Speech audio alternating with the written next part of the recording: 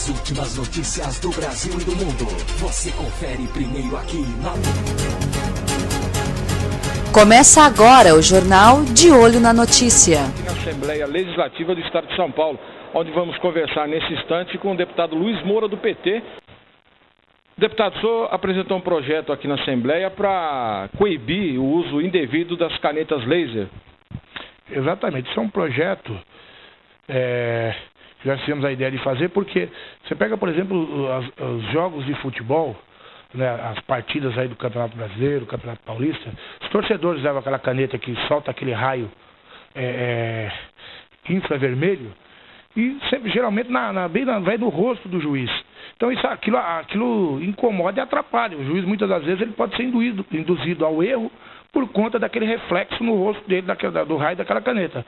Então, não só esse caso, como outros também, que a gente está cansado de presenciar, garotada às vezes em cima de um prédio, escondido dentro de uma casa, as pessoas passando na rua, né, geralmente mais no período noturno, ficam apontando aquele raio, né, no olho das pessoas. Aquilo atrapalha, incomoda para dirigir, pode causar um acidente de trânsito. Eu já vi casos da garotada também colocar nas viaturas, quando estão em ocorrência, ou até mesmo não, né, colocando bem no olho do motorista. Aquilo atrapalha, pode causar também um acidente. Então são diversos casos que a gente sabe que isso atrapalha muito, né, a vida das pessoas. Então é um projeto de lei que visa, fazendo com que o poder público se organize e comece a cadastrar, né, proibir aquela a venda aleatória e cadastrar as pessoas que utilizam. Por exemplo, o professor quer usar na sala de aula, não tem problema nenhum, o professor tem que estar cadastrado, ser autorizado a usar. Não ter uma venda aleatória onde qualquer pessoa possa comprar e tentar aí fazer maldade com o próximo, com o outro, né, apontando aquele raio no rosto, no olho das pessoas, que a gente já viu em alguns casos aí para causar acidente.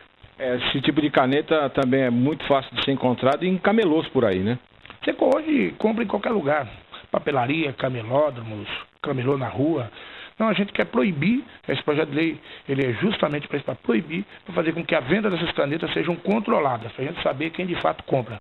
O profissional que precisar, né, que for de fato usar para a sua profissão, nós não vemos problema nenhum. O que se não pode fazer é deixar a garotada, a criançada usar isso na rua, para aí a gente sabe os maus que isso pode causar, inclusive para a saúde pública.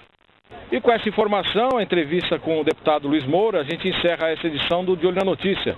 A informação precisa aí do outro lado da tela do seu computador. As últimas notícias do Brasil e do mundo. Você confere primeiro aqui na...